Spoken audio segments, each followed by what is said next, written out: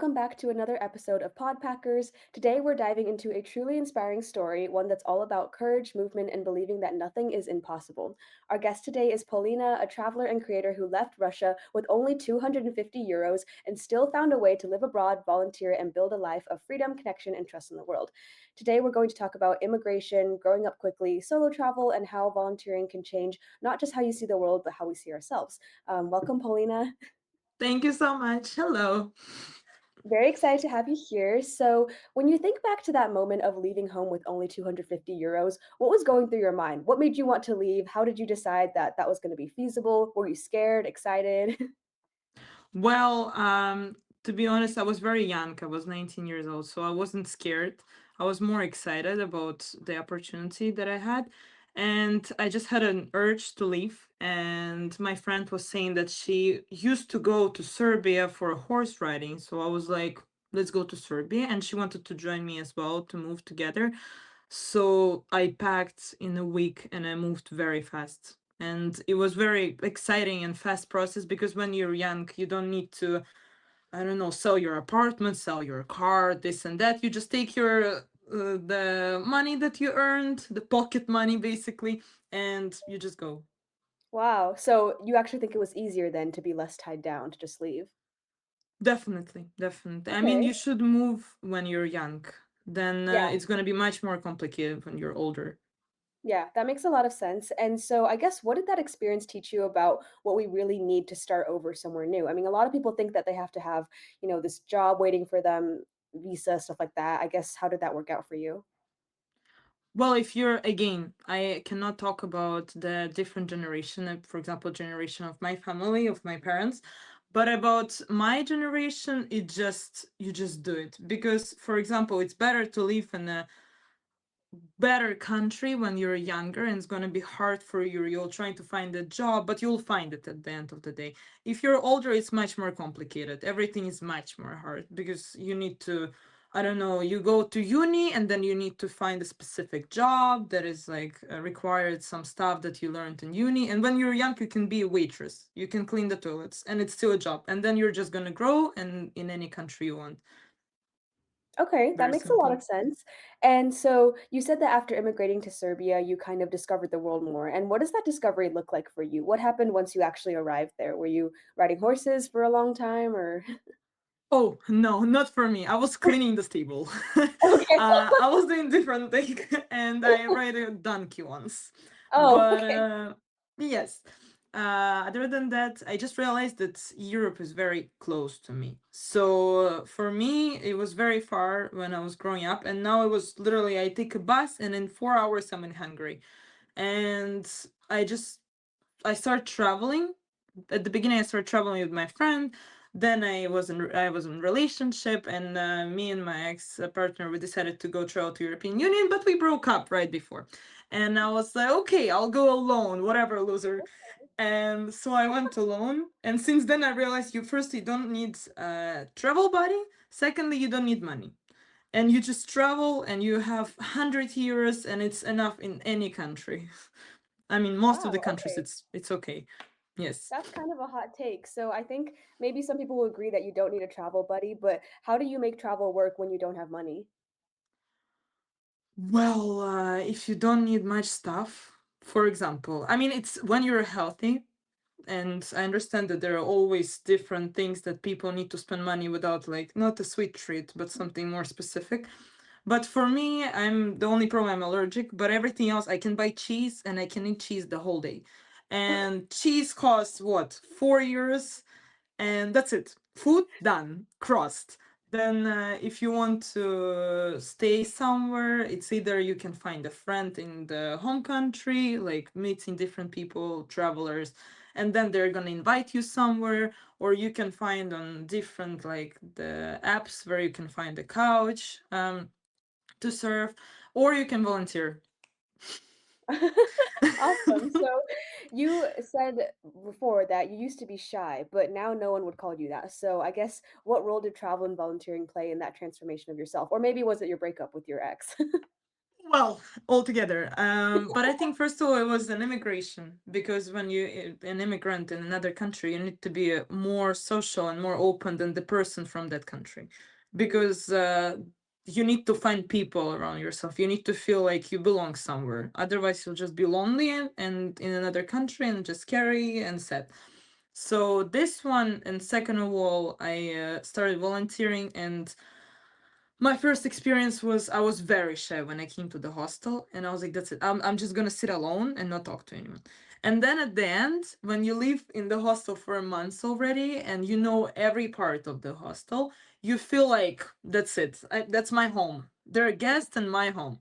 And you feel so nice. And everyone is a friend because you're getting closer to people. And all the people, when you travel, you meet people from different countries, different religions, everything, and you're still matching. You still always have something in common. And yes, it just helps you to realize that people are very similar at the end of the day.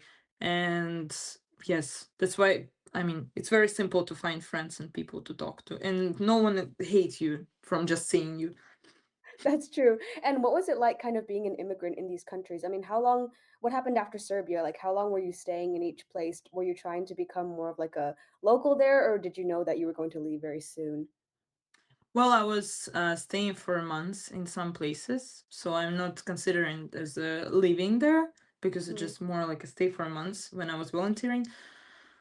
But I'm still in Serbia. I'm planning to move to Barcelona, uh, like in a few months, and it's gonna be my second immigration. Um, Wow. yeah, so insane. I mean, first one was basically solo. Now I'm gonna do it not alone, but with my boyfriend. Thanks God, I'm not alone anymore. But yeah, it's gonna be basically the same. You just move there and you do all over again. You start Mm. meeting new people, new places, new spots, and yeah, you try to find job opportunities. So it's gonna be very fun. I'm very excited. I love traveling and I love immigrating. That's awesome. I feel like I never hear people say that. They're like, "Oh, I love traveling, but I hate the immigration process." And I guess, like, That's for so you, first cool. of all, how did It's you like a new decide on season. Yeah, okay, that makes sense too, but I mean, I think a lot of people worry about, like, visas and paperwork, and it's hard to find a job, and it's hard to find living. So is there a specific reason why you chose Barcelona? Is it easier to immigrate there, or were you just, like, vibes? Well, the vibe wise, it's very nice, but not during summer. I don't like when it's hot. Mm, But I just traveled now there for a couple of days, and I talked to my friend who lives there for the past like 15 years already, and she's like me. She's daydreaming. And you know when people talk about me that I look like I'm too happy with my life and too optimistic, and it's too much every time. And she was the same as me, and it's so nice because she's older than me and still we match so well. And she was telling me that every day in Barcelona for her it's like her birthday. Every day is cool day.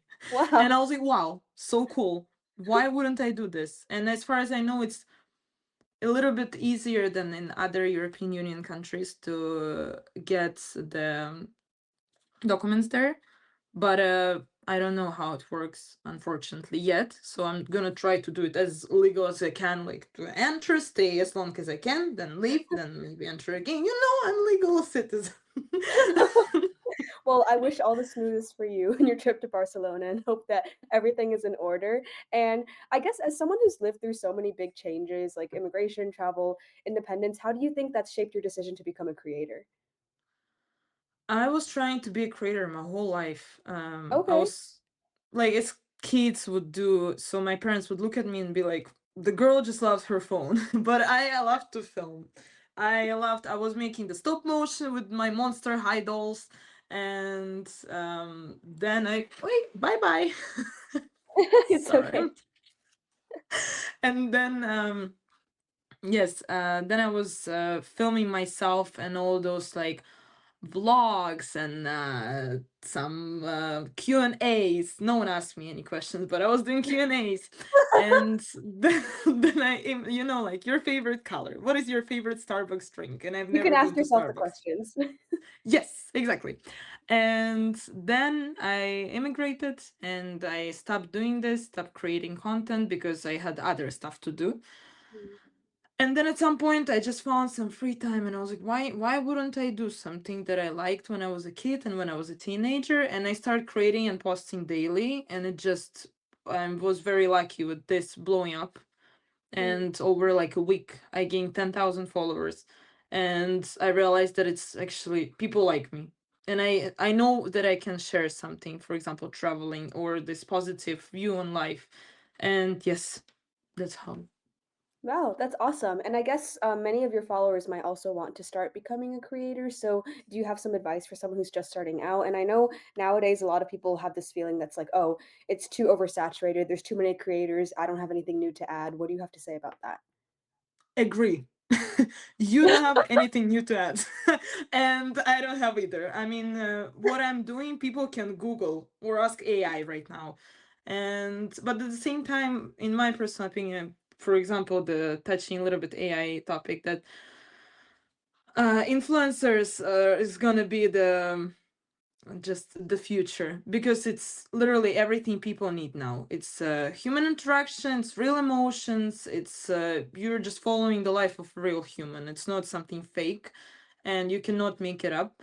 And that's why, I mean, if you there's so many people on Instagram. There are just like billions of people, and at least few million speak your language, Mm, and especially if you're doing English. So you definitely will find your own audience at some point. If you love what you do, that's it. That's gonna be very nice. And then if it works, it works. If it doesn't work, it doesn't work. I mean, you're not losing anything. People, if they hate you, they're gonna forget in 2 hours. So yeah, just start. that's That's that's it. true. And when do you know that it's a good time to start? When well, I would say when you work on yourself and being scared about other people's opinion.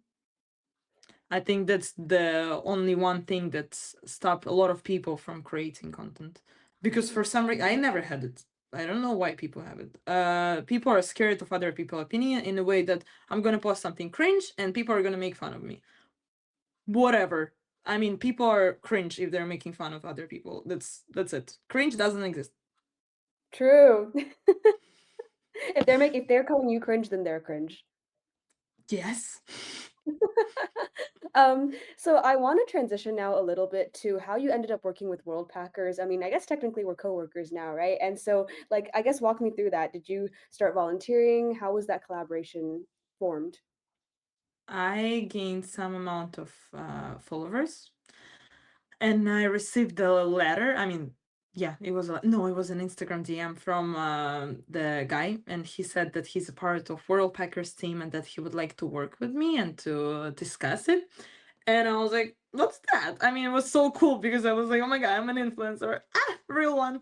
And I texted him, and he told me about World Packers, and I found it at the beginning. It was cool. I was like, okay, I can work with this, but I don't know because I had experience of volunteering, but not through the platform.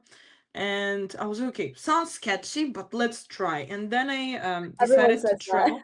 Everyone's like, Yeah, it sounds too sketchy. but it does sound sketchy. Like you go somewhere for a month and you like don't pay for accommodation, food. I What know does everyone it says mean? it's too cheap to be true. Yes, exactly, exactly.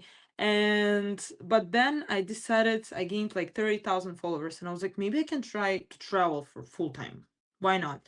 And yeah, and the first thing I did is I opened World Packers and I went through the volunteering stuff and I just found few places and I applied and I got accepted to all of them without any experience.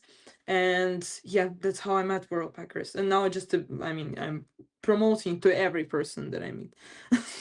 Awesome. And what was your first volunteering experience? He was in Croatia, in Zagreb. I was staying there for a month and I was doing housekeeping. Very fun experience, very random. It was off season, so they were just very random people. But very fun. I mean, for some people, maybe it's not suitable because you want to be more relaxed and chill. It's a little bit sketchy, but it was so fun. I loved it. It was like a TV show, daily TV show. I guess that's probably good for getting content for influencing, right? So my next question is then, how did volunteering kind of shift your understanding of travel from what you were doing before to then becoming a World Packers volunteer? Um, well, I just realized that when I travel for half a year full time, I spent total 1,500 euros, which is actually not that much. And I traveled to like 500? 1,500, so 1,500. 1,500 for Yeah, 1 year. That's crazy. for half a year. But I've been to like 20 countries, Yeah. and I was just like, and I didn't spend any money because I was volunteering 3 months out of them, Mm, and that was so cool. I realized in Zagreb, European Union place, I spent 200 euros in a month. 200 euros, and I was enjoying my life fully. Yes, and I realized that it's saving you so much money, also energy, because you don't need to try to find friends. You will have friends. You cannot not have friends because you're mm, working with them 24/7. And yeah, so cool. And the connections that you have when you're volunteering, they're so meaningful because you're doing the same, and for like a month or 2 weeks, wherever, you have such a close connection with those people. And especially if there are not that many people, like I have my very close friend, we met in the Netherlands, and we were volunteering, both of us, and now we're just very close friends, and it's so cool. I mean, just because of volunteering, I was crying when I was leaving. So yeah, I very totally cool. get that. No, I Hmm. volunteered with this girl in Cambodia. She's in London right now, but I keep hoping I'm like, oh, she has to come to New York and like come visit me. Like I miss these Yes, people that I, even though I was only with this girl for maybe like 2 weeks, I was like, well, like I want to see you again. Like what's up with this guy in your life? What's up with uni? Like, yes, exactly. Yes, yes. do you still keep in touch with a lot of your volunteering friends? Not with people that I volunteered with, but I keep in touch with the people who were staying in the place where I was volunteering. For some reason, I Mm, don't. I'm more closer. Closer. I'm getting closer to people from the place. So what I the don't know why. Because their life, they love that I listen, and they love sharing, heck? especially when they're, 6 years old, and their Yeah, life is getting very yeah. bad, and they just want to share. No, And that makes a those are lot of my sense. friends. No, that's super fair. I did this like I was a World Packers volunteer in Australia last summer, and my hosts they were like in their like 60s or 70s, but they had hosted so many people, and they had this wall of just Polaroids with everyone's faces, every volunteer, and I was like, I feel such like an honor to be on this wall, you know? That's so cute. Yes. It's so Wow. cute. And they would just tell me about like the random people that they hosted, and I was like, okay, I've never even met these people, but now I feel like if I go to Japan, I could like meet this one girl that they hosted like years ago. Yes, yes, family. Yeah, family from all around the world, that's awesome. Mm-hmm. And I guess okay, so let's say someone's listening right now and they wanna be like you, but they're scared to take that first step to volunteer, to move, to travel. What is the first thing that you would tell them to do? Like, you're depressed, just don't be sad. The same. Just go. I mean, Sad in state of mind. yes. Um, I have a lot of people who are saying that they want to be like me, but they just want to be like yourself. Why would you want to be like me? You just, I mean, if it's not the lifestyle I live, it's not for everyone, definitely, because my life is a little bit too. For example, today at 7, I had to go by bus to another city, and then I remembered that I have a call.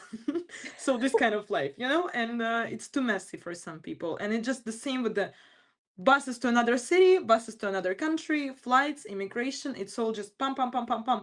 And but when you start doing it, you understand that it's not that hard. It's so much Mm, easier than it seems. Everything is so much easier. Life is pretty simple. You just need to enjoy. That's it. The everything, even wow, if I it's a mean, bad thing. when you say it like that, I feel like we have no excuses, right? Yes. Yes. I mean, some people do have excuses, but if you're like on the same level as me, when you're like, everything's okay. I mean, you're responsible only for yourself, and everything else is okay. Like, you're gonna find the way you're gonna make money. You're gonna find the way to become an influencer, to travel the world. You just need to start, and then it's gonna work. I love that. Simple, easy steps. No need to write it down or anything. Just start. Yes, yes, exactly. Last question for you, Polina, then is what's next after Barcelona? Are you going to stay there long term or, I don't know, go back to Serbia, somewhere else? I think I will try to stay there longer term. I love Serbia with my whole heart, but I don't want to come live here. I My dream was to go to European Union to live there. My dream country is the Netherlands. I mean, it's just Mm, very far ahead because it's very complicated to get there, documents wise. And but Barcelona, I see myself there. It's a very nice place, and my dearest friend is moving there, so I'm even more happy and excited about it. So yeah, I don't know. I don't know what is gonna happen in 3 months. So we'll see. that's awesome. Super exciting. And you can always go to the Netherlands when you're in Barcelona. It's not that far. Yes, it's not exactly. Awesome. Well, Paulina, thank you so much for sharing your story, your courage, openness, and reminder that when we trust in life, it really does meet us halfway. And for everyone listening, if you're inspired, like she said, just start. And if you love this episode, make sure to follow Podpackers for more stories. And you can also follow Worldpackers on Instagram or go to our website to start your own journey. Maybe your story is next. Maybe you'll be the next influencer. Not the next Polina, but the next you. So thanks everyone for joining us. And until next time. Thank you. Bye.